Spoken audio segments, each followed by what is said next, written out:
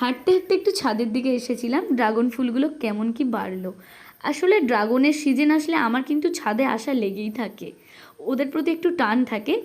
কতটা কি বাড়লো, আবার কুড়ি এসছে কিনা, পেকেছে কিনা, হলুদ হয়েছে, সব কিছু দেখার আমার ভীষণ ইচ্ছে হয়। মন তো খারাপ হয় যেগুলো হলুদ হয়ে গেছে।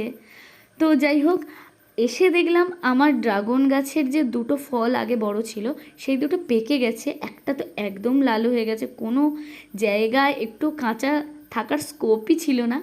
আর একটা একটু কাঁচা আছে, ওটা কাল পরশু পেরে নেব। তো এটা পারতে গিয়ে আমি কাঁটা খেয়েছি। এটা কিন্তু আমার লেগেই থাকে, এটা হয়তো ড্রাগন গাছের আশীর্বাদই বলতে পারো। দেখো, এই যে ড্রাগন গাছের যা অবস্থা, ঢুকতে গেলে তো আমার পুরো রক্তাক্ত অবস্থা হয়েই যাবে বলতে পারো।